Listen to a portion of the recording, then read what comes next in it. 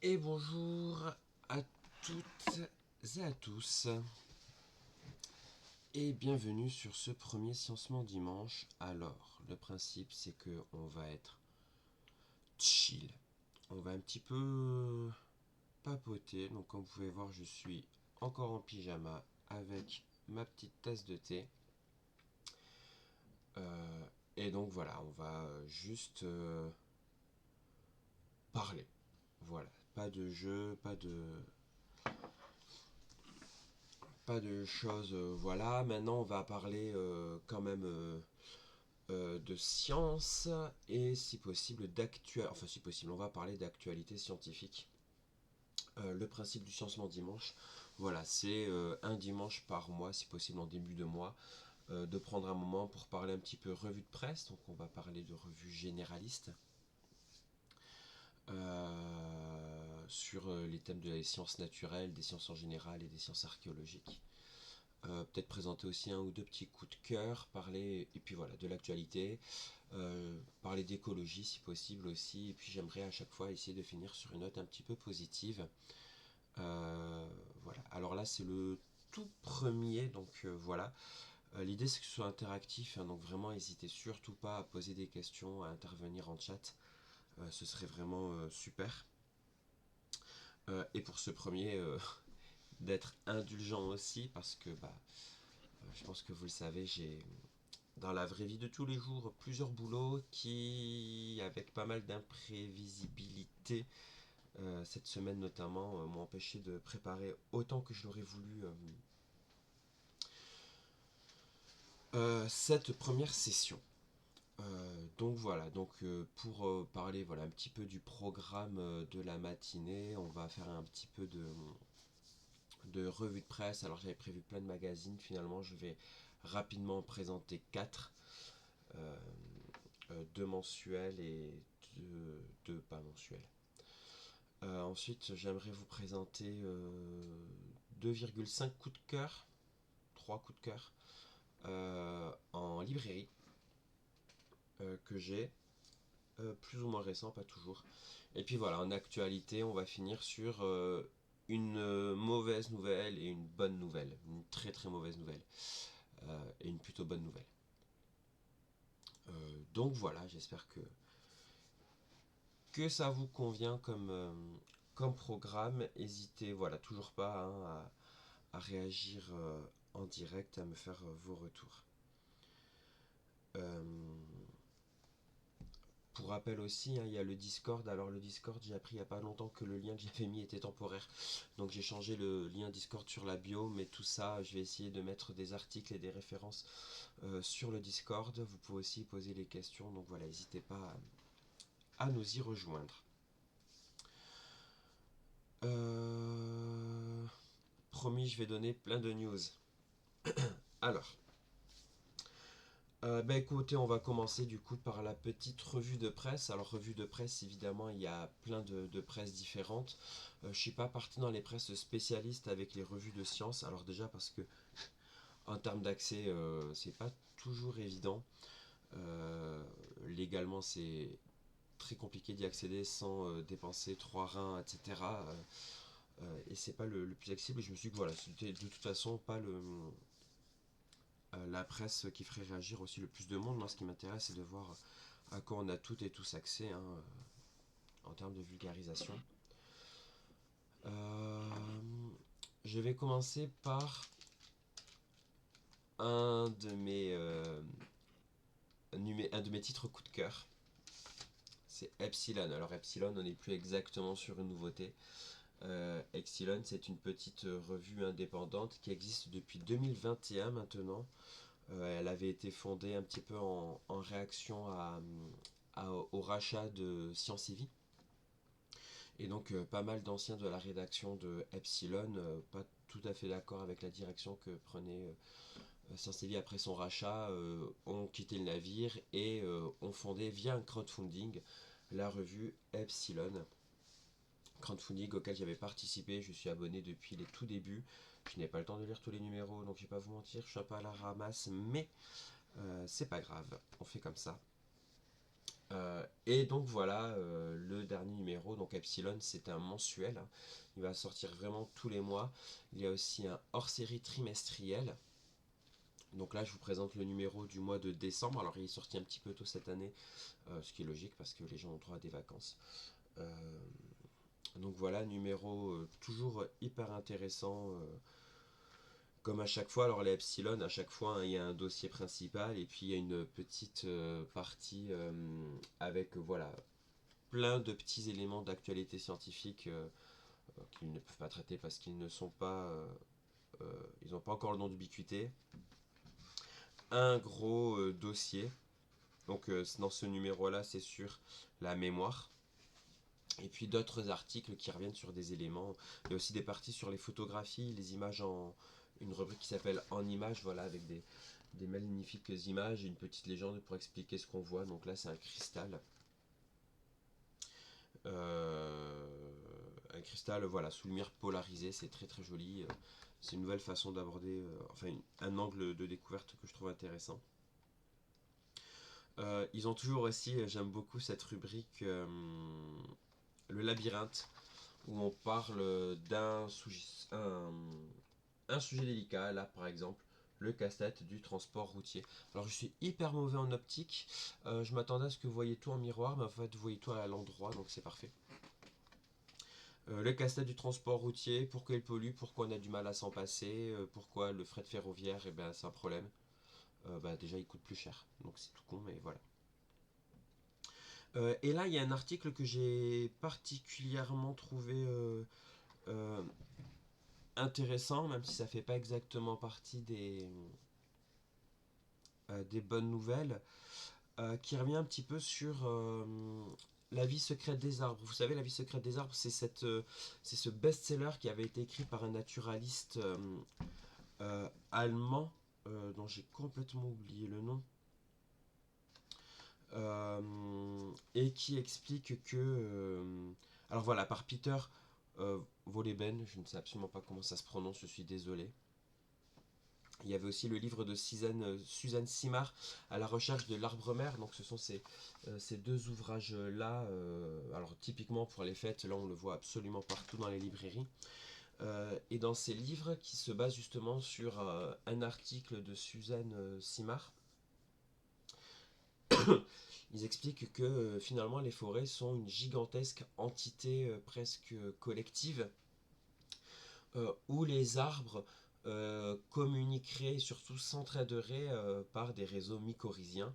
Alors les réseaux mycorhiziens, ce sont des choses qui existent, hein, ce sont des réseaux de mycorhizes, c'est-à-dire des filaments de champignons qui vivent en symbiose avec les arbres au niveau des racines. Ça c'est prouvé, on sait que ça existe. Globalement, il y a une symbiose, c'est-à-dire que les... Alors c'est pas du tout ma spécialité, hein, mais très rapidement, de ce que j'ai compris, les mycorhizes vont être à un endroit où ils vont rendre accessibles à la plante les éléments minéraux et organiques qui sont contenus dans le sol. La plante va pouvoir récupérer et capter ces éléments qu'elle va, grâce à la photosynthèse, transformer en nutriments, en glucides, et une partie de ces glucides vont ensuite alimenter les réseaux mycorhiziens. La théorie qui avait été élaborée par Suzanne Simard et qui est reprise dans La vie secrète des arbres, c'est qu'en fait ces réseaux relient les arbres mycorhiziens, relient les arbres entre eux, leur permettent d'échanger des informations, mais aussi d'échanger des nutriments. Et de dire qu'en cas de sécheresse ou autre, il y a un transport de l'eau et des nutriments vers les arbres les plus avantagés, notamment les plus vieux, vers les arbres les plus menacés par les situations, notamment les plus jeunes. Et ben c'est faux. Voilà, alors c'est une théorie qui est très belle, très séduisante, qui donne envie d'y croire, hein, c'est sûr. Ça a d'ailleurs beaucoup inspiré James Cameron pour Avatar, où on voit cette magnifique planète Pandora, où tous les organismes effectivement sont connectés.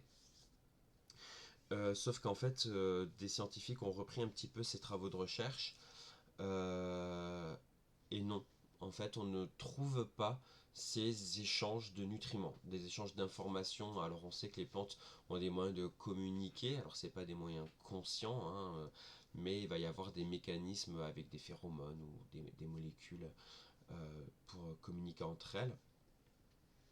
Néanmoins, les échanges de nutriments ne sont pas constatés et surtout pas de manière significative. C'est-à-dire que quand on observe quelque chose dans une expérience ou dans les sciences, il faut que ce soit reproductible, il faut que ce soit voilà, statistiquement significatif. Là, ça n'est pas le cas. Et quand on a voulu faire des expériences, ce qui a été constaté, en fait, c'est une compétition des plantes pour l'accès aux ressources, c'est pas une collaboration. D'accord. euh, Alors on pourrait se dire que oui, mais on peut laisser les gens rêver, c'est beau. Oui, mais non. Déjà, la science, ça marche pas comme ça. On ne choisit pas ce qui nous arrange et ce qu'on n'aime pas dans les résultats. On est obligé d'essayer le plus objectivement possible d'aller chercher la vérité. Ensuite, là, ça va avoir un impact sur nos politiques de conservation des forêts. Les forêts, ce sont des milieux qui sont aujourd'hui menacés, qui sont beaucoup travaillés. Alors après, voilà, on pense chacun ce qu'on veut, hein. Là, après, on rentre dans les opinions personnelles. Si on estime que les arbres les plus anciens sont les plus importants et qu'on refuse de les couper, bah ça s'entend, il n'y a pas de souci. Il y a aussi ceux qui vont dire que les arbres les plus anciens, eh bien en fait, ont arrêté de grandir, donc ont arrêté de stocker du carbone. Euh, et que du coup, bah, couper un vieil arbre pour faire pousser à la place des jeunes arbres qui eux vont stocker du carbone, ça peut être plus intéressant. Et alors là, le problème, c'est que si on s'appuie sur la vie secrète des arbres, on va peut-être refuser de couper un vieil arbre parce que, soi-disant, il favoriserait la croissance des jeunes. Bon, bah ça, c'est faux. Donc, c'est pas grave de pas être d'accord, simplement, faut pas qu'on base nos décisions sur des fausses informations. C'est tout simplement ça aujourd'hui l'enjeu l'enjeu de ce débat. Donc voilà, bon après il y a plein d'autres choses dans ce numéro, hein. Il y a un petit point aussi sur pourquoi est-ce qu'on n'arrive pas à avoir plus d'efficacité sur le vaccin de la grippe. Euh, alors il y a des problèmes techniques, il y a aussi des problèmes humains, à savoir les gens ne veulent pas se faire vacciner et la couverture vaccinale n'est pas assez importante. Enfin bon, c'est pas le sujet de l'article dont je voulais vraiment vous parler aujourd'hui, c'était vraiment ce truc, voilà, sur la vie secrète des arbres. Donc si on vous offre le livre pour les fêtes de fin d'année, et bah écoutez, lisez-le quand même, mais n'hésitez surtout pas à aller trouver cet article. Voilà, Epsilon. Alors c'est le numéro 42, ça va hyper vite. C'est déjà le numéro 42. Donc voilà, là c'était le premier mensuel. Il y a un autre mensuel dont je vais vous parler, beaucoup plus vieux, puisque lui il existe depuis. Alors attendez, je me le suis noté quelque part, 1964, je crois. C'est tout à fait ça, depuis 1964, c'est Archéologia. Donc là on est un petit peu plus spécialisé, on va être vraiment sur une revue d'archéologie. Alors depuis 1964, évidemment, des choses, il s'en est passé. Là, ça va être une revue mensuelle, alors avec une grosse part d'actualité, à la fois sur les découvertes et publications, mais aussi sur les... mince, comment dire, sur les expositions. Voilà, en musée, c'est un comble que... Moi, j'oublie le terme d'exposition. Pour rappel, je travaille dans différentes structures, dont un musée. Il va y avoir des petits mots aussi, grande question de l'archéologie, là voilà, Jean-Paul Demoule qui fait un texte sur le retour de la pseudo-archéologie. Moi, il y a un article que j'ai trouvé absolument incroyable, il faut que je le retrouve. Deux, en fait. Il y a un objet du mois qui est présenté à chaque fois, et donc aujourd'hui c'était un chewing-gum du néolithique, et donc ils expliquent que, alors en archéologie on est toujours hyper ému et content quand on trouve un objet en matériaux périssables. C'est aussi toujours un défi de conservation. Quand j'ai participé à la fouille du sanctuaire gallo-romain dédié à Apollon Moritasgus qui se situe sur le site d'Alésia euh, en, en Bourgogne, et on avait trouvé des bois conservés. Alors pour que des matériaux périssables se conservent, il faut qu'ils soient dans un milieu humide euh, qui va les préserver de l'oxygène. évidemment, quand on met au jour un bois qui est resté plus de 2000 ans dans l'eau, la pire chose à faire, c'est de le passer au sèche-cheveux. Donc en fait, il faut qu'on ramène une caisse d'eau, ce qui est évidemment très compliqué, c'est lourd, le site il est accidenté, que dès qu'on sorte le bois, on le mette dedans, ensuite on le nettoie dans l'eau. C'est vraiment un défi. Défi relevé pour des sites du néolithique, des sites anciennement lacustres, et qui ont émergé suite à l'aménagement de lacs. Et ça a permis de mettre au jour, alors voilà, un amalgame de bétuline. Alors on parle de chewing-gum. La bétuline, c'est une matière qui va être élastique et collante comme un chewing-gum, qui est obtenue à partir de la sève de bouleau qu'on fait chauffer. On appelle ça aussi du brai de bouleau. Et à quoi ça sert? Alors ça sert pas à faire des bulles avec des chewing-gums temporaires. Ça va servir ensuite de matière collante. Alors là on voit l'exemple de colle qui va servir à coller par exemple des pierres taillées à des hampes de bois. Ça sert de colle en fait, de colle végétale. Ce qu'il y a d'intéressant avec ces chewing-gums, alors pourquoi ils ont été mâchés? On pense qu'ils ont été mâchés, alors peut-être pour des vertus thérapeutiques, parce que le bouleau, on sait que dedans il y a les molécules qui aujourd'hui font le Doliprane, des antidouleurs.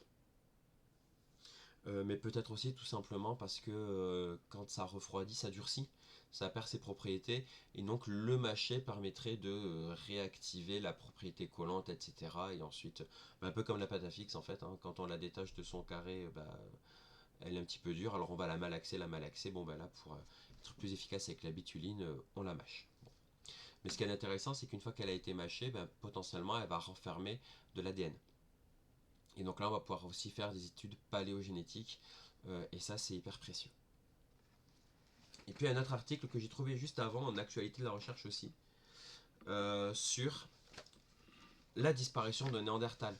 Ça, je voulais vous en parler parce qu'on en a pas mal parlé dans Sciencement Dimanche. Alors voilà, on a un portrait de Néandertal. Et ici, on a demandé son avis à un paléanthropologue assez connu, alors en plus avec qui je l'ai eu une fois en cours à Bordeaux, c'est Bruno Moreil. On lui demande son avis, pourquoi alors, et je vous en ai pas mal parlé aussi sur le Discord et sur Mardi Manche sur Far Cry Primal. Arte vient de sortir un documentaire sur Taurin, qui est un néandertalien daté à peu près de 45 000 ans, donc un des derniers, et qui a été découvert dans la vallée du Rhône. Et on a pu faire des études génétiques sur lui, et génétiquement il est extrêmement proche des néandertaliens de la même époque qu'on trouve à Gibraltar. Ce qui est intéressant, c'est qu'ils sont aussi très proches génétiquement de très anciens néandertaliens, et pas du tout d'autres néandertaliens contemporains. Alors là, je vous fais un résumé de ce que j'ai compris, hein. Si des gens connaissent bien le sujet et me reprennent, c'est avec plaisir, n'hésitez pas à me corriger. Ce qui montrerait qu'en fait, il y avait finalement une isolation des populations néandertaliennes les unes par rapport aux autres, peu de circulation des populations et surtout peu de circulation des gènes. Voilà, avec un isolement de différentes tribus, beaucoup d'endogamie. C'est à prendre avec des pincettes, bien sûr, ce sont des travaux en cours. À voir, alors là, Bruno Moreil propose une de ses théories, alors dont il dit lui-même qu'elle a été mal reçue, donc c'est à voir. Lui, il émet l'hypothèse qu'il ait pu y avoir des groupes mixtes entre les premiers humains anatomiquement modernes, hein, donc nous, Homo sapiens sapiens, arrivent en Europe, et les néandertaliens qu'ils ont rencontrés à ce moment-là. On sait qu'il y a eu des échanges génétiques entre les deux populations. Alors je ne vais pas vous faire un dessin sur comment se passe un échange génétique entre deux populations humaines. Wink wink. Mais lui, il pense que si ça a pu arriver, c'est peut-être aussi parce que des Néandertaliens ont pu vivre avec des Homo sapiens, pas en tant que voisins, mais en tant que membres carrément du même groupe. En se basant sur le reste d'un très très jeune sapiens sapiens trouvé dans un groupe, au milieu de reste néandertalien. Bon, évidemment, c'est une hypothèse à étayer, etc. Mais c'est des questions qu'on se pose depuis des décennies maintenant. Il n'y a toujours pas de réponse. C'est vraiment un sujet hyper passionnant. Et donc voilà, j'ai trouvé cet article hyper bien. Donc voilà, Archéologia 637 pour décembre de cette année. Et puis alors évidemment, il y a un petit dossier plus développé sur la recherche en Libye, etc. Mais je n'ai pas encore atteint cet endroit. Et puisqu'on est sur la préhistoire, il y a aussi un petit portrait de Boucher de Perthes. Boucher de Perthes, ça a été le premier homme de science en France à faire valoir qu'il y avait des humains à la préhistoire. Ça a été compliqué, il a galéré. Au début, il parlait d'antiquité celtique, donc pour parler des humains avant les Gaulois, et puis petit à petit, il remonte, il a parlé d'humanité antédiluvienne. Il n'y a pas encore de terme pour la préhistoire, parce que c'est lui qui l'invente. Et il approuve comment? En prouvant qu'il y a des outils euh, façonnés par des humains, des pierres taillées, qui sont en lien avec des restes d'animaux qui n'existent plus, et ça c'est la preuve de la haute antiquité, c'est pour l'expression de l'époque, on est à la moitié du 19e siècle, de l'humain, et il a notamment, là c'est pris sous l'angle des collections de Boucher de Perthes qu'il a voulu donner à plein d'institutions tout au long de sa vie, mais qui ont toujours été refusées puisqu'on refusait son travail. Jusqu'à finalement pouvoir intégrer le musée de ce qui devait être les Antiquités nationales. C'est Napoléon III qui voulait installer à Saint-Germain-en-Laye le musée gallo-romain. En fait, il voulait faire un musée gallo-romain. Pour rappel, Napoléon III était assez obsédé par Jules César. C'est lui qui a fait les premières fouilles à Alésia, mais vraiment centré sur le siège d'Alésia. Et en fait, finalement, avec l'entrée des collections de Boucher de Perthes au musée, c'est devenu le musée des Antiquités nationales, puisque ça va désormais des temps antédiluviens, aujourd'hui la préhistoire, au temps actuel, rentrer en même temps que les collections de Édouard Lartet, qui à la même époque était un paléontologue et a beaucoup participé à étayer les travaux de Boucher de Perthes.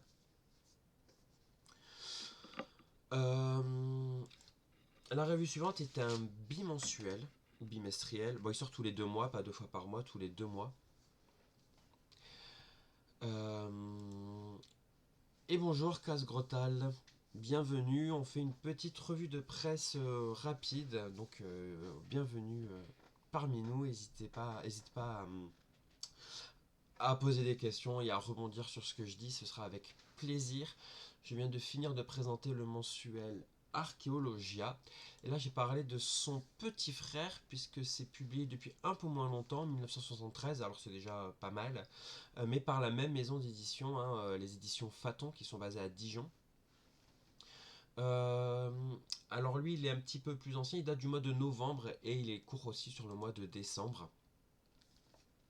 Ce sont les dossiers d'archéologie.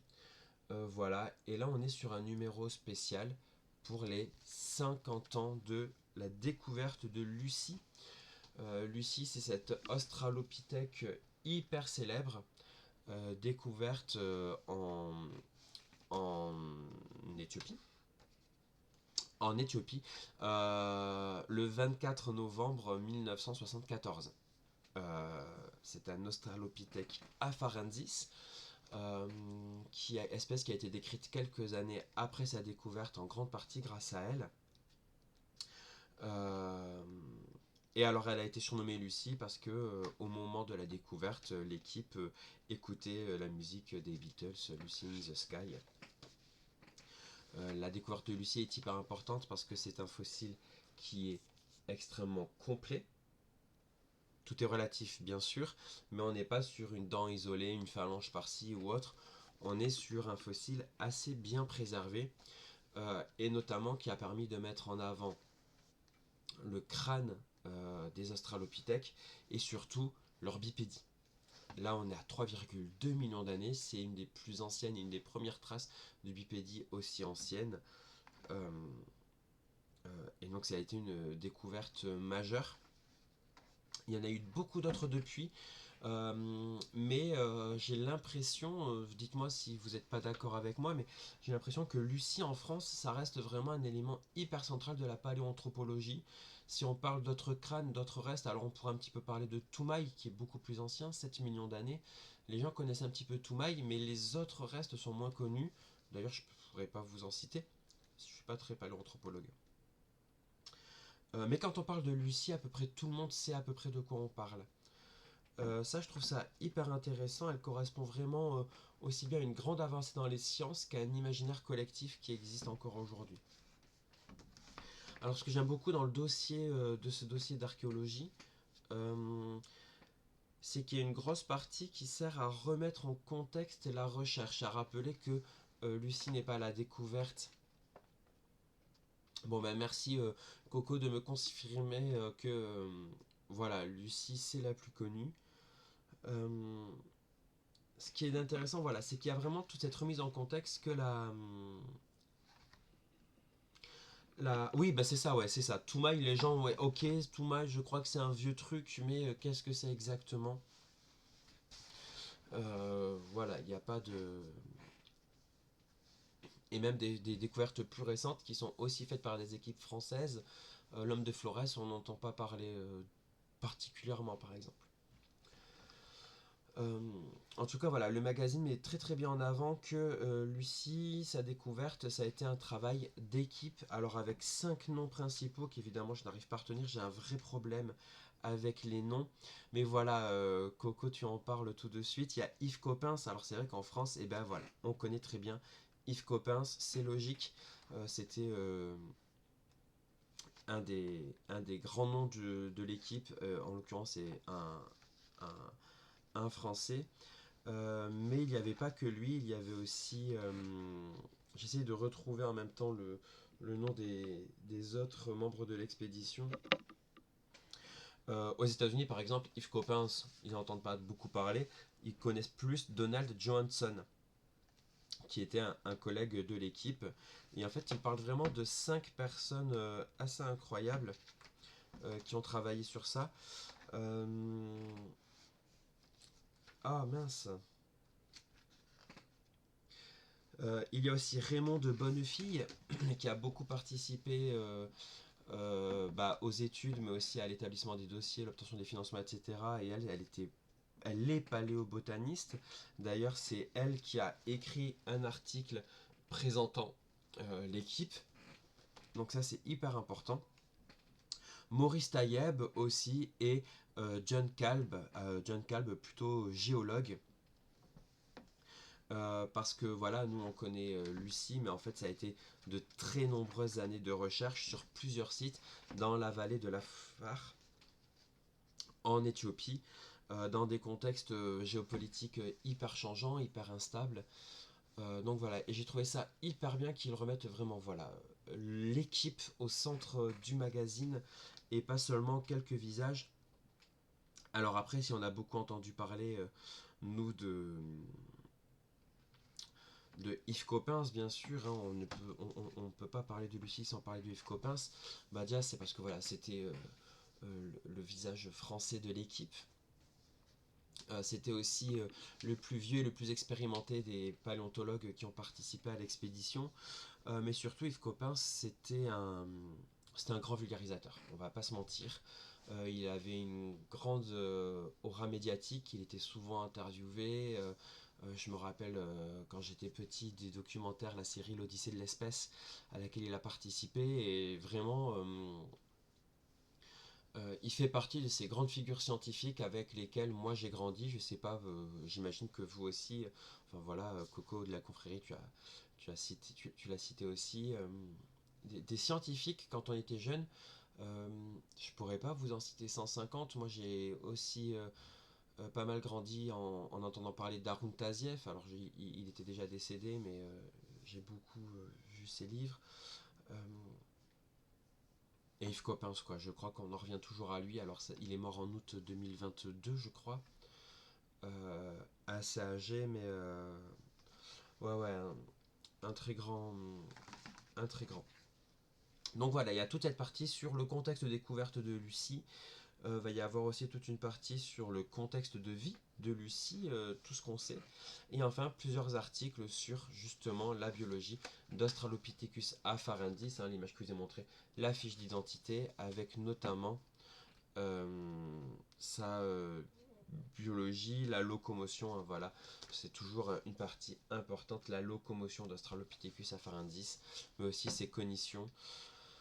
Euh, L'archéologue en Égypte, tu penses peut-être à Howard Carter qui a découvert Toutankhamon, mais là on est vraiment sur quelque chose de plus ancien qui a... On en a entendu parler dans notre enfance, mais j'essaie vraiment de trouver des figures scientifiques qui...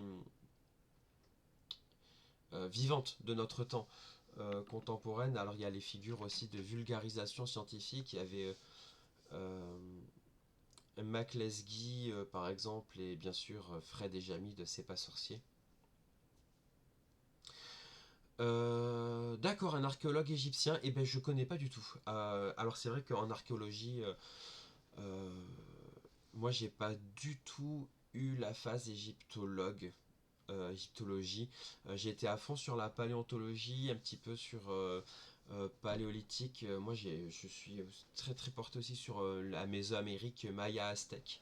Alors souvent on me dit les Incas, non, non, les Incas, étonnamment je ne saurais pas vous dire pourquoi.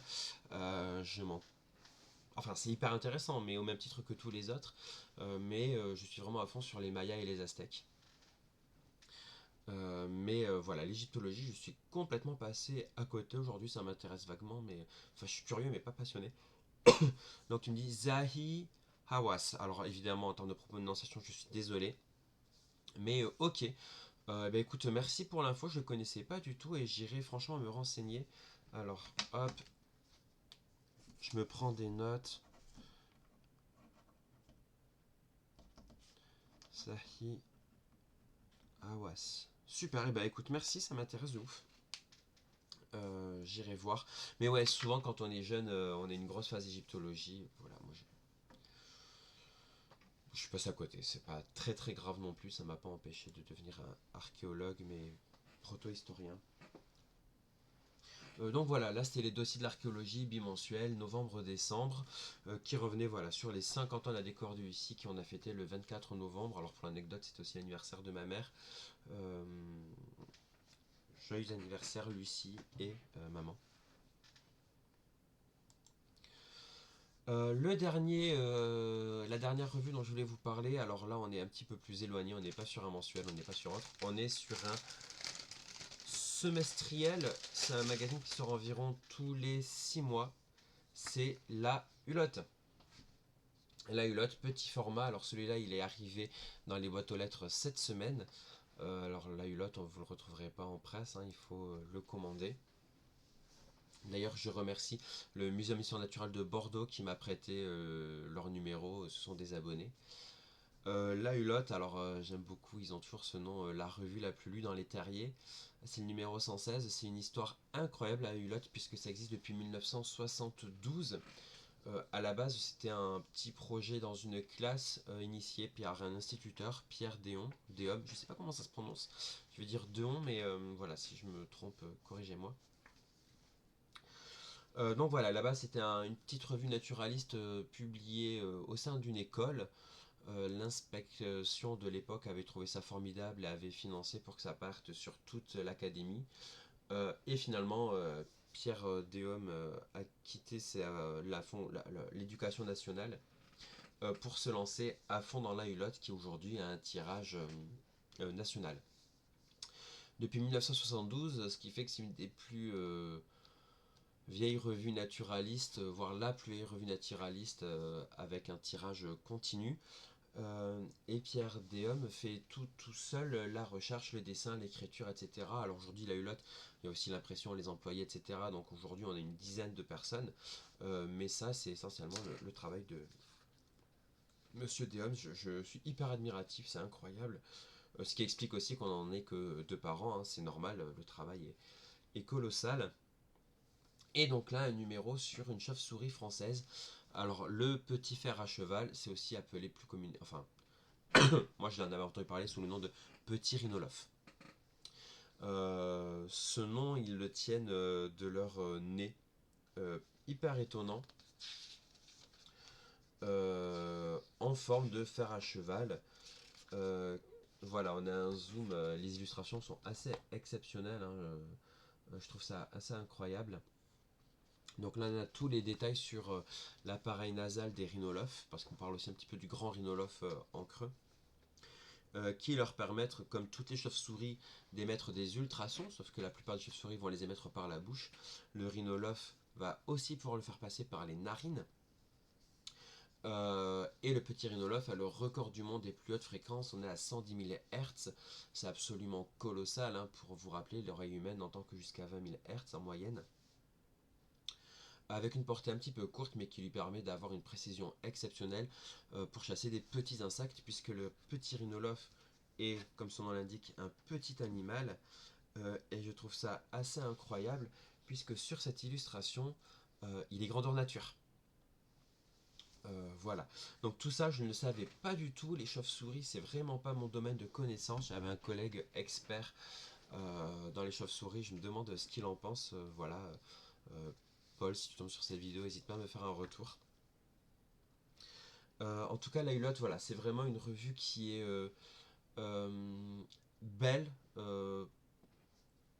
intéressante, enrichissante. On apprend vraiment plein de choses. C'est hyper pédagogique. C'est accessible à absolument tout le monde. Bon, faut lire quoi, hein, on est d'accord, c'est pas pour un CP, mais je pense que franchement, dès le CE2, CM1, on peut se lancer dedans. C'est beau, c'est bien illustré, voilà, c'est drôle, il y a des petites blagues que je trouve géniales. Après, j'ai un sens de l'humour assez particulier, mais voilà. Euh, donc voilà, super découverte. Je sais pas si vous avez déjà lu, vous, des numéros de la Hulotte. Moi, j'avais découvert parce qu'il est dans la médiathèque où je me rends régulièrement. J'avais trouvé 2 numéros sur le lierre et 2 numéros sur les escargots, et ça a complètement... l'escargot des haies. Alors sur le lierre, j'ai appris un paquet de trucs, que c'était pas du tout un parasite et que c'était même une plante plutôt bonne pour ses hôtes. J'ai vraiment appris plein de choses, et sur l'escargot, bah pareil, on apprend vraiment une quantité de choses monumentales. Sur le site internet, ce que je trouve aussi super, c'est qu'on peut se procurer les anciens numéros. Ils sont rangés par saison avec des classeurs, etc. Donc vraiment 116 numéros. Là, c'est le 116e qui sort. Euh, Parfois des numéros doubles, hein, attention, là par exemple, le 108 et le 109, c'était sur la coccinelle à 7 points. Euh, Si vous connaissez pas, remédiez-y. C'est incroyable. Il faut y remédier, remédiez-y, je sais pas comment bien le prononcer. C'est vraiment quelque chose de super. Bon voilà, là c'est un petit peu les magazines dont je voulais vous parler. Alors il y en a plus, mais je n'ai pas eu le temps de les lire. Du coup, c'est pas trop grave parce qu'il y a notamment Espèce. Espèce, c'est un trimestriel que je viens juste de recevoir, donc je pourrais vous en parler le mois prochain. Il sera encore disponible pour 2 mois, donc voilà. Euh, Bon, voilà. Si vous avez d'autres grands titres comme ça que vous aimez beaucoup, que vous me conseillez ou dont vous voudriez que je parle, n'hésitez pas à me les partager. Vraiment, ça m'intéresse de ouf.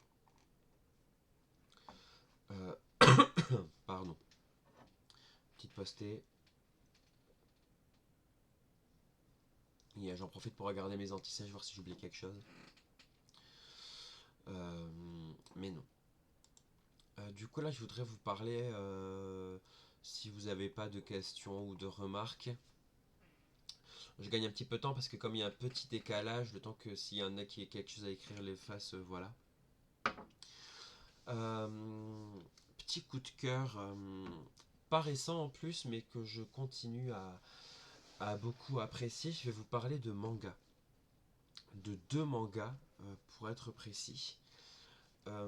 Alors le premier, parce que c'est le plus ancien que je connaisse, c'est Deep Sea Aquarium Magmel de Kiyomi Sugishita. Alors lui, je l'ai découvert grâce à une amie, Samantha. Il y a quelques années, elle avait emprunté les premiers tomes à la médiathèque et je me dis tiens, qu'est-ce que c'est? Et puis je vois la couverture et je reconnais plusieurs animaux, dont celui-là, hop là, qui s'appelle un batinum. Ce sont des animaux marins. Alors du coup, je décide de regarder l'intérieur du livre, du manga. Et en fait, c'est un manga qui se passe dans un aquarium. En l'occurrence, c'est un jeune homme passionné par les abysses qui s'appelle... Alors, je me le suis noté quelque part. Euh... Mais non, je me le suis pas noté. Mais c'est pas grave, c'est écrit derrière. Kotaro Tenjo, donc voilà, Kotaro Tenjo, il est passionné par les abysses parce que son père était spécialiste de ça, mais un jour a disparu. Et il se fait embaucher en tant que balayeur par le Deep Sea Magmel Aquarium, qui est un aquarium complètement imaginaire, bien sûr, hein, construit dans la baie de Tokyo à 200 mètres de profondeur. Donc les gens peuvent s'y rendre en train et voir les animaux des abysses. Et voilà, tête de chapitre, Décélacanthe, un animal absolument incroyable. Et en fait, il va être vu, pendant qu'il balaye, il entend des gens critiquer un animal pourtant formidable qui s'appelle le Batinum. Le Batinum géant. C'est un très gros cloporte. Alors attendez.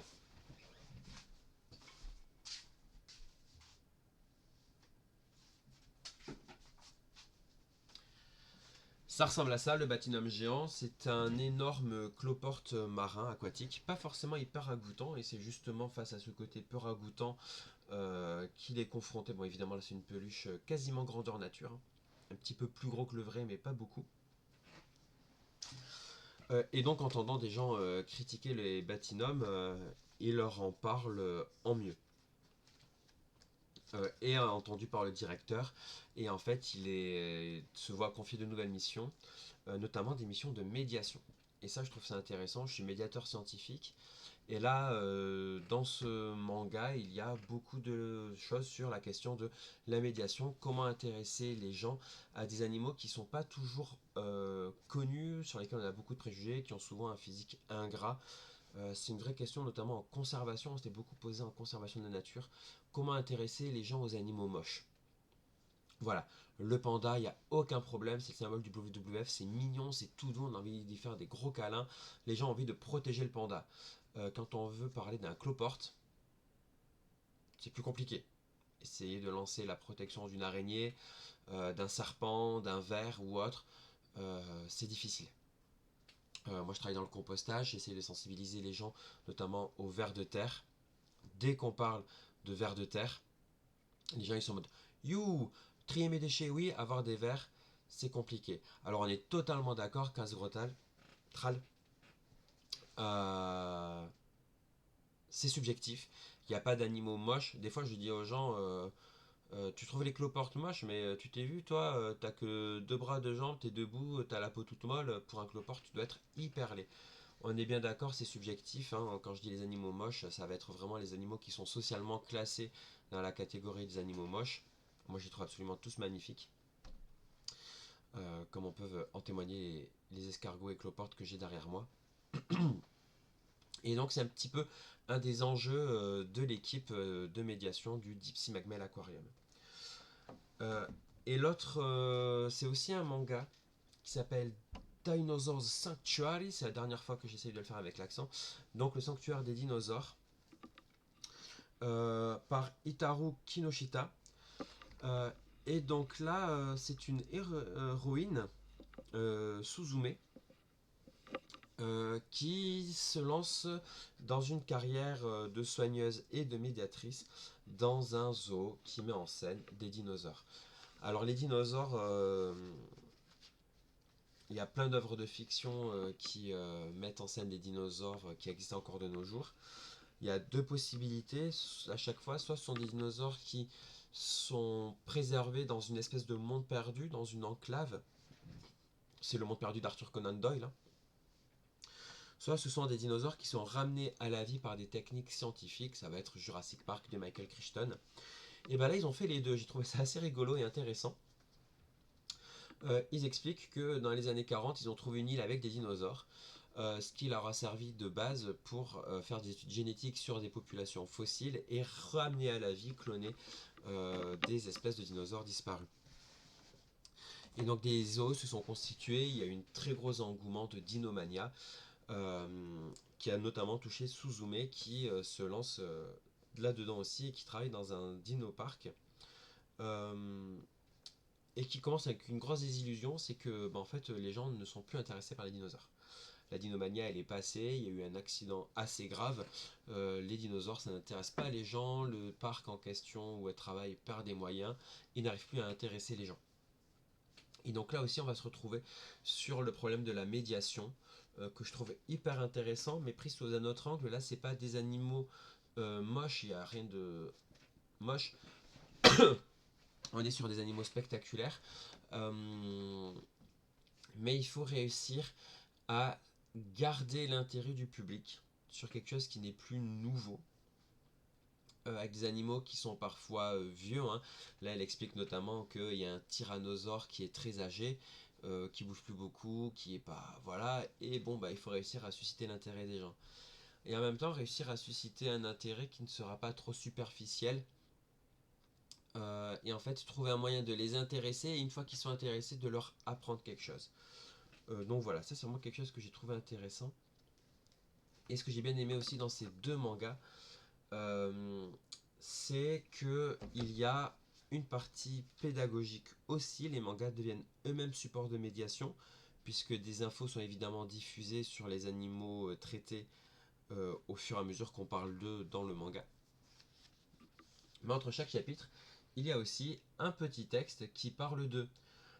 Alors dans Deep Sea Magmel Aquarium, les petits textes sont faits par Ishigaki Koji, qui est un ancien directeur d'un aquarium. En fait, il a vraiment dirigé un aquarium.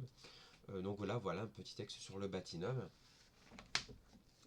Dans Dinosaur Sanctuary, j'ai trouvé, c'est un tout petit peu différent, j'ai trouvé ça assez intéressant aussi. Alors là, c'est fait par Shinichi Fujiwara, qui est paléontologue, et notamment en anatomie fonctionnelle, et qui fait aussi du paléo-art, et qui fait à chaque fois un petit dossier où il va parler non pas d'un dinosaure en particulier, mais de sa façon de travailler et d'étudier les dinosaures. Comment est-ce qu'il essaye de reconstituer la démarche des dinosaures à partir de ce que l'on connaît de leur bassin ou de leurs pattes, par exemple. Donc voilà, c'est vraiment tout ça qui fait que j'ai eu un gros coup de cœur sur Dinosaur Sanctuary et Deep Sea Magmel Aquarium. Alors Dinosaur Sanctuary, je crois qu'on en a 4 tomes de sortie, série toujours en cours. Deep Sea Magmel en a 9 tomes, là aussi série en cours. Et voilà, je ne m'en lasse pas, c'est toujours un vrai plaisir. Je trouvais les illustrations très jolies et vraiment au service des bestioles. Et évidemment, moi je suis allé voir ça en tant que à la fois passionné des dinosaures et des animaux, mais aussi en tant que médiateur scientifique. Si jamais un jour vous avez l'occasion de le lire avec un point de vue peut-être plus neutre sur la médiation ou autre, j'aimerais bien avoir des retours, n'hésitez pas à me le dire. Parce que finalement je connais assez peu de gens qui ont lu ces mangas sans travailler dans le milieu, donc voilà, n'hésitez pas à me faire un retour. Et je voulais vous parler d'un autre ouvrage sorti au mois d'août de cette année, un petit peu plus récent, Des animaux plein la tête, un grand ouvrage. Alors m'a été offert par ma sœur, que je remercie, merci beaucoup Oran. C'est un très beau livre, alors écrit par Lucas Pacotte et Clotilde Chamussy. Clotilde Chamussy, c'est une archéologue qui est aussi vulgarisatrice. Elle travaille elle fait la chaîne YouTube Passé Sauvage. Alors que j'avoue avoir découvert cette semaine de manière assez drôle, à la fois grâce à ce livre, mais aussi parce qu'on me l'a recommandé dans une des structures où je travaille, un visiteur. Donc voilà, elle fait ses vidéos et Lucas Pacotte travaille sur les textes de ses vidéos. Donc ils travaillent ensemble. Et donc là, ils ont fait cet ouvrage sur les animaux et les humains à la préhistoire. Donc comme vous pouvez le voir, c'est un ouvrage grand format, mais pas très long non plus, avec des illustrations que je trouve assez superbes. Moi, je les aime beaucoup. Et on va avoir une alternance de présentation. Alors j'ai beaucoup de mal à raisonner en 3D miroir. Donc voilà, on va avoir des pages consacrées à un animal. Là je vous ai montré le mammouth. Avec deux régions différentes. On est sur le Pléistocène, hein, des régions, des époques relativement récentes. En Europe et en Australie. Voilà, là on voit le wombat géant, aussi appelé diprotodon. Alors c'est un choix étonnant, mais pourquoi pas Europe et Australie. Alors j'ai une frustration terrible, c'est qu'un petit peu partout pour l'Australie, on a des illustrations de cette tortue géante qui manifestement est incroyable, sans qu'on en parle vraiment. Je suis un petit peu frustré, mais c'est pas très grave. Alors voilà, le Procoptodon, un euh, grand kangourou géant, il y a du pléonasme. Mais voilà, des animaux que j'ai complètement découverts. Et puis ensuite, il y a une partie sur la vie à la préhistoire. Voilà, le rôle des humains, les peintures rupestres,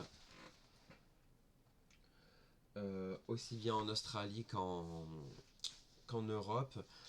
Euh, alors, avec juste un petit bémol pour moi. Alors, je connais très très mal le paléolithique d'Australie et puis les aborigènes d'Australie.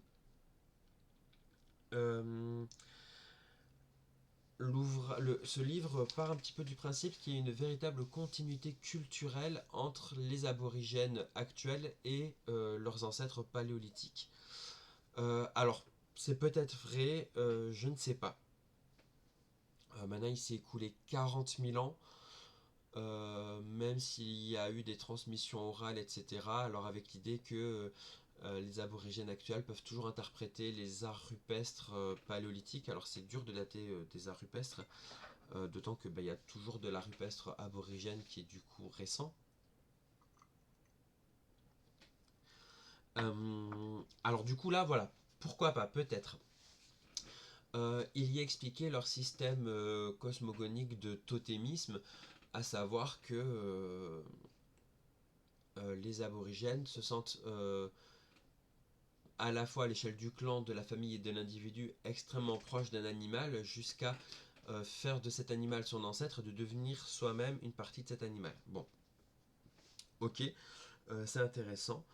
Là où je suis gêné, c'est qu'ensuite il y a une extrapolation de ce système vers le système paléolithique européen et de dire que nous, il y a une rupture culturelle qui fait qu'on a perdu ces racines-là, mais que la préhistoire, c'est un système totémique aussi, que quand on représente des peintures rupestres, en fait, on va se représenter son totem, et que du coup, on représente le bison parce que il y a le clan du bison, on représente le mammouth parce qu'il y a le clan du mammouth. Finalement, on rejoint presque les écrits de Jean-Marc Coel avec Les Enfants de la Terre, cette série de romans qui avait eu son succès en son temps, et qu'il faut que je lise d'ailleurs.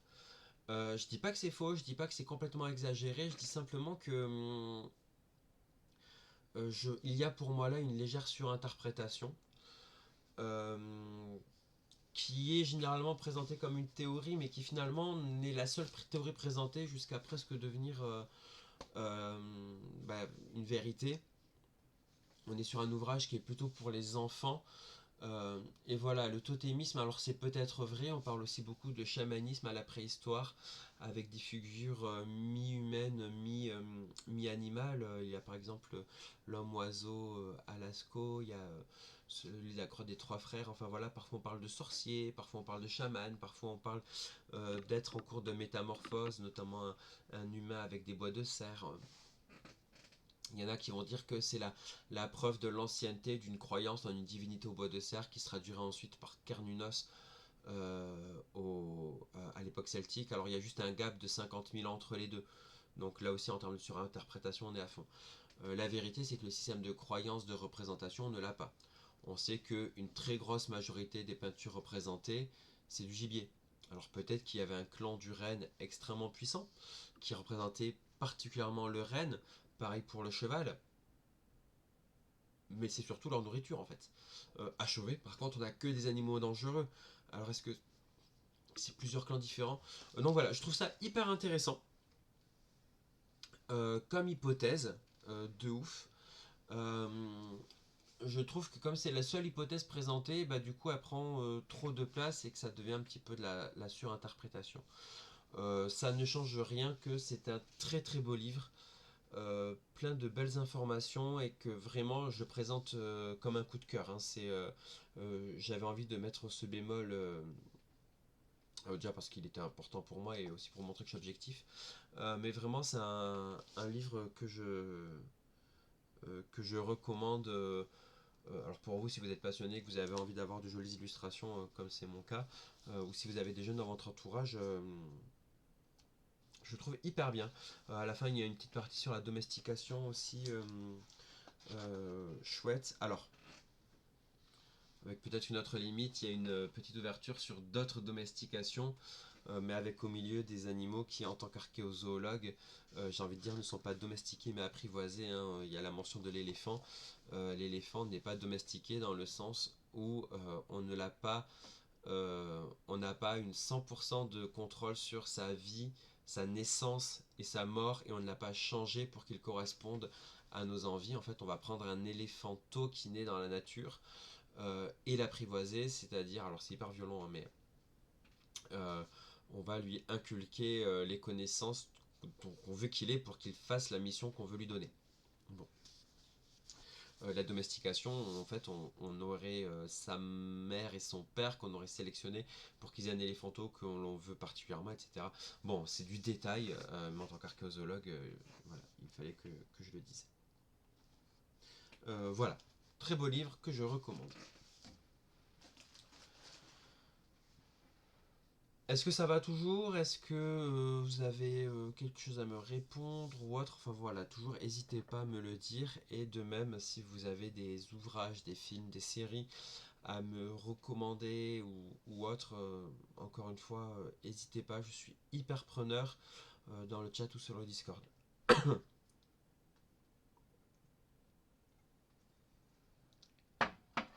Sinon, on va passer à l'actualité. Alors, je vous avais dit en commençant par une mauvaise nouvelle. La mauvaise nouvelle, c'est une disparition. C'est une disparition. C'est la disparition du courlis. D'un courlis, le courlis à bec grêle. Alors là, vous allez me dire le courlis à bec grêle, mais qu'est-ce que Eh bien, je vais vous montrer ça. Voilà. Alors effectivement, je vous affiche mon navigateur. Là, on est sur le site du Muséum national d'histoire naturelle qui a fait un petit article pour l'occasion. Le courlis à bec grêle, c'est un animal qu'on n'avait pas revu depuis très longtemps. La dernière observation remonte dans les années 90.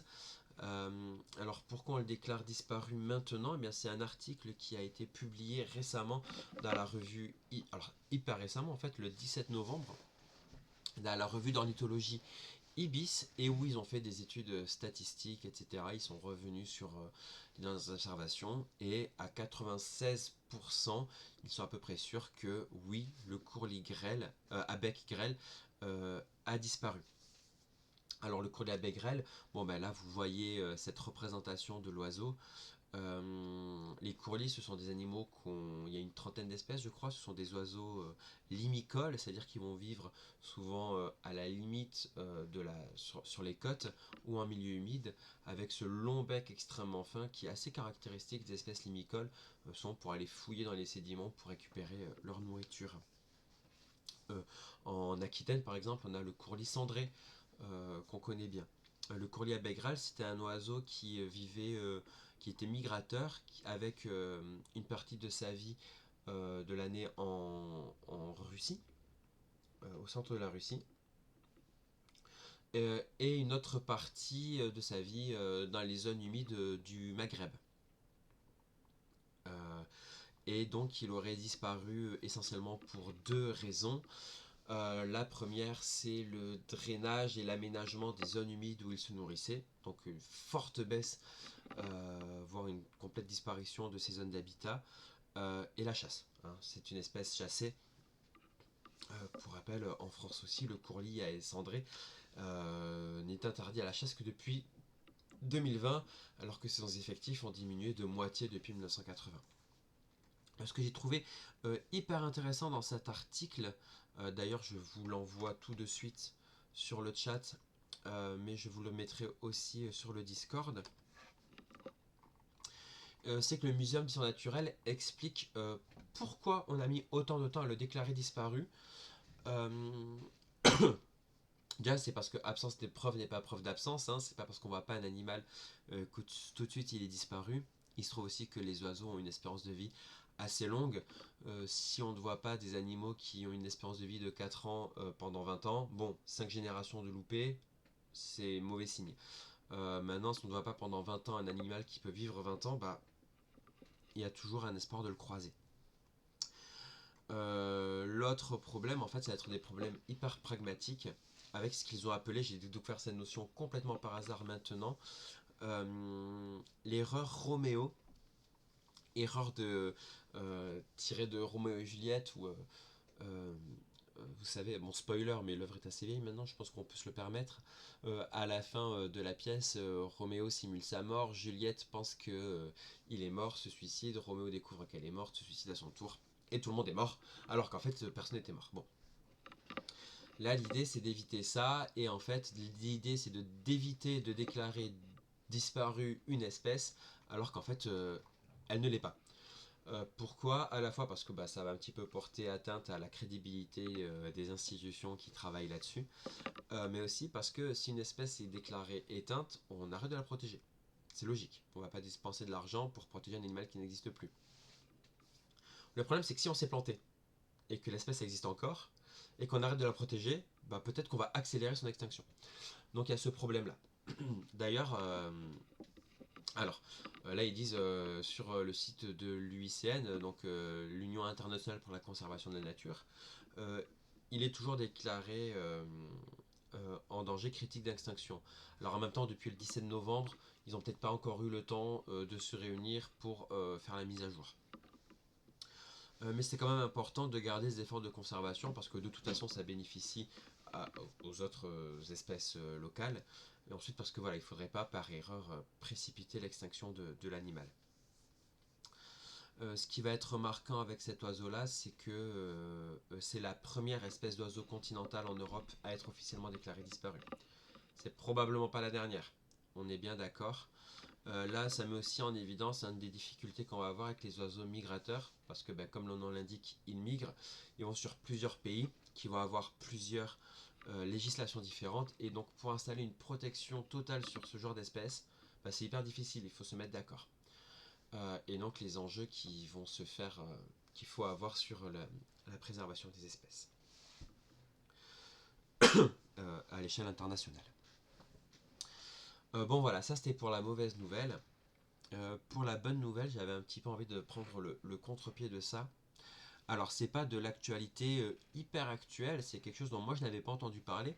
Ils sont des collègues qui m'en ont parlé cette semaine, je les remercie. Et en fait, en faisant mes recherches, je me suis rendu compte que c'est quelque chose qui date de 2023, qui a un an maintenant. Mais let's go. C'est la redécouverte d'une espèce qu'on pensait disparue. Là, en l'occurrence, c'est l'échidné. Alors, normalement, j'ai déjà quelque chose par là. Non, peut-être pas. C'est l'échidné à bec long d'Attenborough. Euh, alors, je vais vous le retrouver. L'échidné à bec long, à long bec, pardon, d'Attenborough. Alors, les échidnés, ce sont ces petites bêtes tout à fait étonnantes qu'on va retrouver essentiellement en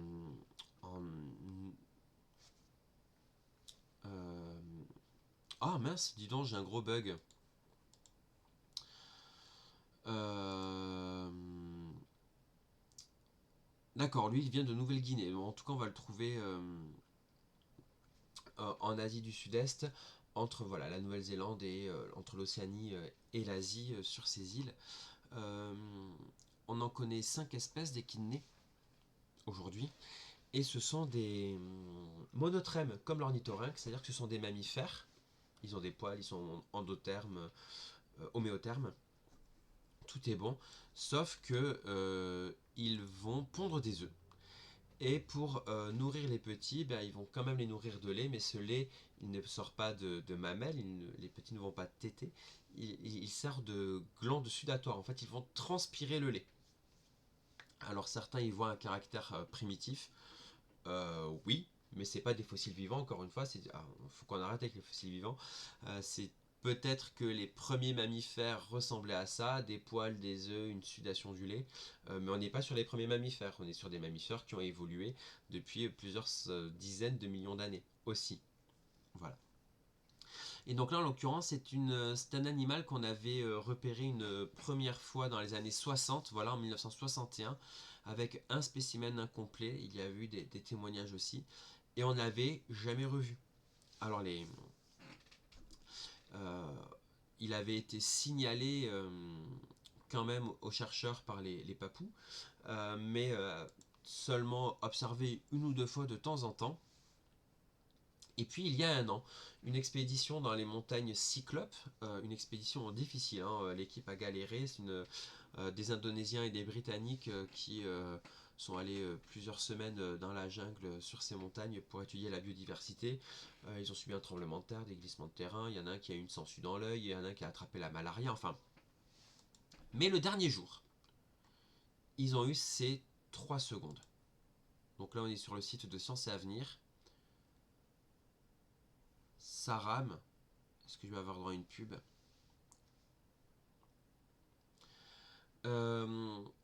Et ça c'est hyper cool parce que voilà, ils en ont filmé un vivant, donc on n'est pas sur une trace fossile ou autre. Voilà, les 3 secondes qui changent l'expédition.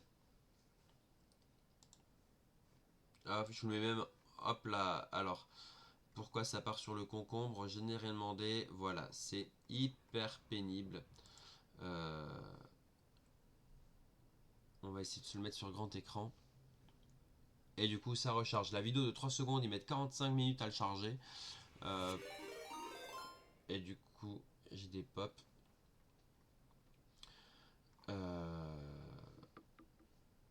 Oh waouh, un raid. Et bah merci. Merci pour le raid, bienvenue. Oh, il change la vidéo à chaque fois que j'essaie de la mettre. Bon, c'est hyper relou. Tant pis, on va la chercher ailleurs. Bienvenue chez nous, merci pour le raid. On est en train de parler de la redécouverte d'une espèce qu'on pensait disparue. En l'occurrence, il s'agit de l'échidné alonné d'Attenborough. Alors, il a été nommé comme ça en hommage à David Attenborough, ce scientifique et naturaliste britannique que vous connaissez peut-être. Il a été dans ce qu'il a fait récemment, il y a notamment c'est le narrateur et le présentateur de l'émission sur Apple TV Préhistorique Planète, qui était très très belle. Alors vous êtes plusieurs à dire Knuckle quand vous le voyez, je n'ai pas la ref, est-ce que vous pouvez me la donner? Je suis désolé, je n'ai pas du tout la ref. En tout cas voilà, merci bien vieil ours pour le raid. Ah, c'est un personnage de Sonic. Ah d'accord, ok. Ok, super. Et bah merci, je ne connaissais pas. Alors ça, c'est un truc, on fait souvent un lien entre l'équiné et le hérisson. Parce qu'effectivement, ce sont tous les deux des mammifères à épines, on le voit très bien. Ils n'ont aucun lien de parenté, hein, mettons-nous d'accord. Le hérisson, c'est un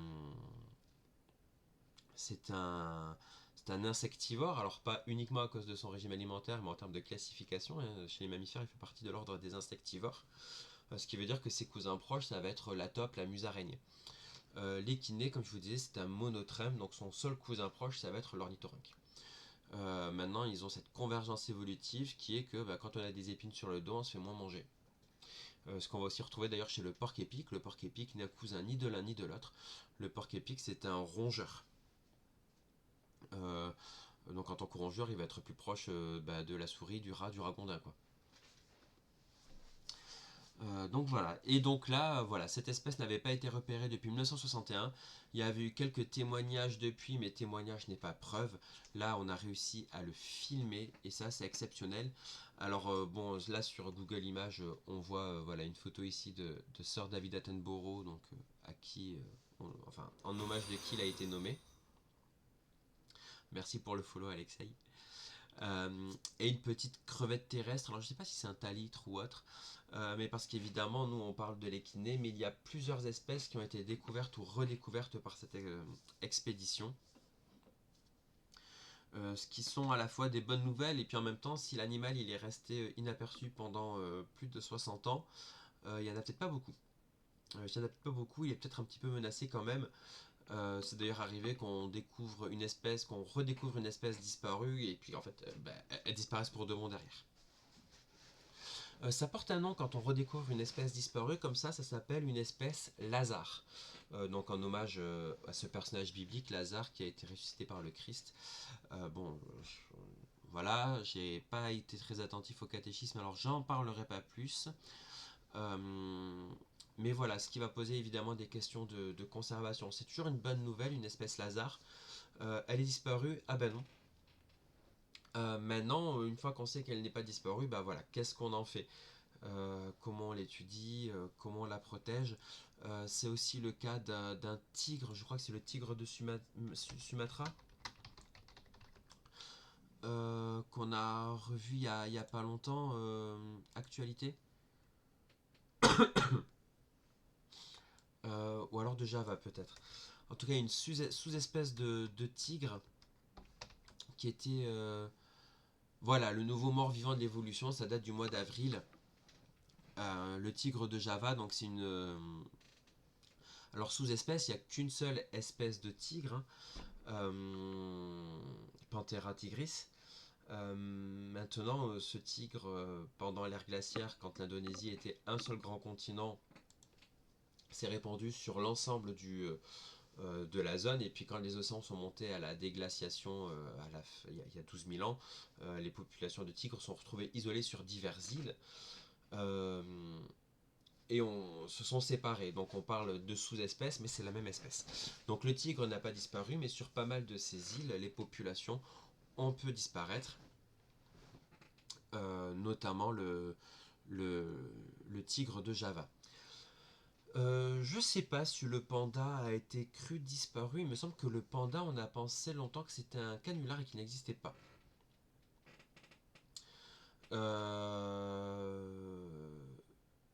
Mais est-ce qu'on a pensé qu'il était disparu?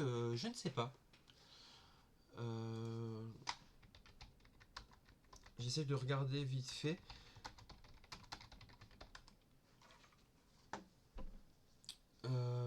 Mais en fait, évidemment, je vais trouver des choses sur la conservation actuelle des pandas. Euh, alors, je sais que voilà, il a été découvert par le père Armand David au 19e siècle pendant sa mission. C'est lui qui envoie le premier panda au muséum de Paris.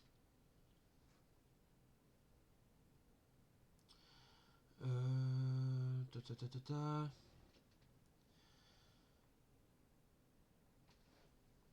Et en fait, ben voilà, il n'y a pas plus d'infos que ça. J'essaierai de regarder ça si vous voulez. Ouais, j'essaierai de regarder pour le panda. Est-ce que ça fait partie des ce qu'on a pu appeler des espèces Lazare. Je suis pas sûr à 100%. J'essaierai de faire une recherche et de répondre soit sur un prochain live. N'hésite pas à me reposer la question si tu me revois. Sinon, voilà, sur le serveur Discord de ma chaîne. Le lien est en bio. Et voilà, n'hésitez pas à me reposer la question dessus. Moi, je me le suis noté, mais pour que la réponse t'arrive à toi particulièrement, voilà, n'hésite pas à me demander. Et donc là, ce tigre de Java, on l'a longtemps pensé qu'il était disparu, puisque bon, après, sur une île, c'est facile à trouver un tigre en théorie. Là, il y a quelqu'un qui avait dit qu'il avait vu un tigre, alors tout le monde a dit, ouais, c'est bizarre ton histoire, à notre côté, un tigre, on peut pas trop le confondre avec autre chose. Et on a trouvé un poil récent, vivant, et à l'analyse ADN et formelle, c'est un tigre de Java. Donc maintenant, évidemment, bah, comme je vous disais, se pose toute la question du tigre de Java, s'il existe encore, il y en a combien, où est-ce qu'ils vivent, sont-ils menacés, enfin, ils sont évidemment menacés. Comment on les sauve, comment on les conserve? Est-ce qu'ils sont seulement sauvables, hein? Il y a aussi ce qu'on appelle les espèces fantômes, c'est-à-dire des espèces qui existent encore, mais par exemple il n'y a plus que des mâles ou plus que des femelles, donc à moins d'une intervention divine, l'espèce elle est foutue de toute façon. Et en fait, les espèces Lazare, donc il y en a plusieurs. Là, on vient d'en voir deux, une de 2023, une de 2024. Donc c'est assez intéressant. En fait, il y en a deux types. Le premier type, ce sont les espèces qu'on a observées et décrites à notre époque et qui ont ensuite disparu. et qu'on redécouvre. C'est le cas voilà du courlis, pas du, oh, là, bah non pas du courlis, du tigre de Java et de l'échidné. Et ensuite, il y a des espèces fossiles, au sens paléontologique du terme, euh, qu'on pense disparues depuis des milliers ou des millions d'années, et qu'on redécouvre. Alors c'est vrai que moi je parle d'espèce Lazare, en fait le vrai terme c'est taxon Lazare. Le taxon ça va être pas seulement une espèce, ça peut aussi être une famille, un ordre. Euh,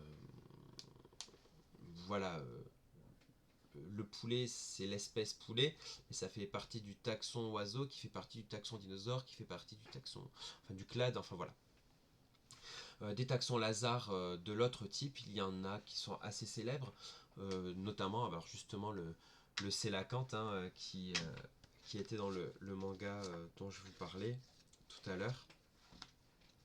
Le Sélacanthe, les Sélacanthes sont des poissons qu'on connaît depuis hyper longtemps, qui sont très connus parce qu'ils ont leurs nageoires sont composées de petits os et pas de rayons, ce qui pourrait ressembler à la première évolution vers les membres. Parfois on parle même de... Voilà, ça ressemble à ça, les sélacantes. Et ce sont des animaux qui existaient au Mésozoïque, donc à l'époque des dinosaures, hein, qu'on connaissait bien à l'état de fossiles, et puis au XXe siècle on en a pêché des vivants au large de Madagascar.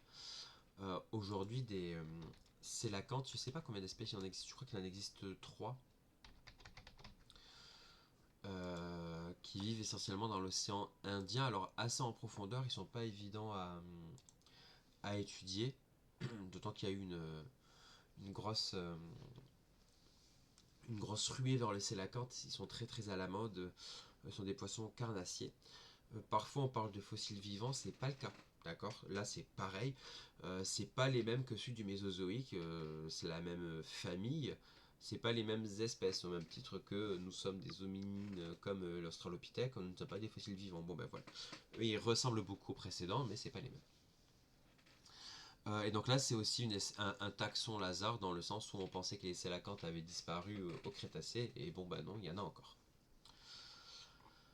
Euh, donc voilà, c'était un petit peu la bonne nouvelle sur laquelle je voulais conclure ce Sciencement Dimanche. Euh, oui, la triste nouvelle, c'était que le courlis à bec grêle a disparu. Par contre, l'échiné à long bec d'Attenborough n'est plus porté disparu. On va pouvoir essayer de ménager des efforts de protection envers lui. Oui, c'est vrai que le Sélacanthe pourrait clairement inspirer un Pokémon. Et ben écoutez, voilà, moi c'était un petit peu tout ce que je voulais vous dire sur le programme de ce premier Sciencement Dimanche. Donc merci à ceux qui ont été là. Pour ceux qui nous ont rejoints en cours de route, voilà, pour vous rappeler, vous expliquer, le Sciencement Dimanche, c'est un live que j'aimerais faire un dimanche par mois, en début de mois, avec une première partie revue de presse, généraliste sur les sciences naturelles et archéologiques, une partie coup de cœur. Donc là, on a présenté 2 mangas et un bouquin, et une dernière partie actualité. À la base, je voulais aussi parler écologie, etc. Mais en fait, là, voilà, avec une émission que j'ai pas pu préparer autant que je le voulais, on a déjà tenu 1h20, donc c'est pas mal. Je pense que je commencerai plus tôt le mois prochain, peut-être à 10h30. N'hésitez pas, voilà, à me faire des retours. Merci Coco de me dire que c'était trop cool, ça me fait hyper plaisir. Voilà, n'hésitez pas à me faire des retours s'il y a quelque chose que vous pensez que je pourrais améliorer, modifier, rajouter, enlever, par message privé, par le Discord, etc. C'est fini pour ce matin, mais pas pour aujourd'hui, puisqu'on se retrouve pour Sciencement Dimanche prochain à 16h, où on fera à nouveau un moment de chill. C'est dimanche, donc on est tranquille. Là, en l'occurrence, on va monter un Lego, enfin, je vais monter un Lego, en parlant du sujet du Lego. Et allez, je vous dévoile la bête. La girafe. Voilà, donc tout à l'heure on parlera de girafe en montant ce Lego dont je suis hyper content. C'est mon animal préféré, la girafe. C'est assez symbolique pour moi de faire ça pour mon premier lancement dimanche. Donc ça, ce sera à 16 h. Je n'ai aucune idée du temps que ça va prendre. Je peux vous parler de girafe pendant longtemps, mais voilà, faut voir comment ça va se passer. Ce sera une première aussi. Et puis à 21 h, on se retrouvera pour le nouveau mardi-manche. Donc le mardi-manche, c'est ma rubrique que je fais tous les mardis et dimanches soirs. Où on parle de science autour d'un jeu vidéo. Et donc ce soir, on continue à jouer à Far Cry Primal et à parler du coup de préhistoire et d'archéologie de la préhistoire. Et un petit peu de paléontologie aussi. Donc voilà, bah écoutez, j'espère que ça vous a plu. Merci beaucoup d'avoir été là. Merci de nous avoir rejoints. Merci pour le raid, encore une fois, vieil ours. Ça me fait hyper plaisir. Euh, et puis bah écoutez, merci pour le follow aussi, Alexei. Je suis hyper content de voir que vous nous rejoignez. Pour rappel, donc c'est chez moi le mardi et le dimanche pour le mardi-manche. Le jeudi, c'est comme ça que vieil ours m'a trouvé. Je joue au Seigneur des Anneaux online. Et donc pour l'instant on a un dimanche par mois un petit peu plus rempli et tout le reste du temps sur Discord pour échanger autour de nos passions. Écoutez, merci beaucoup, je vous souhaite un bon appétit si vous partez pour manger, j'espère vous revoir tout à l'heure. Et puis sinon, je vous souhaite un bon dimanche. Allez, à bientôt!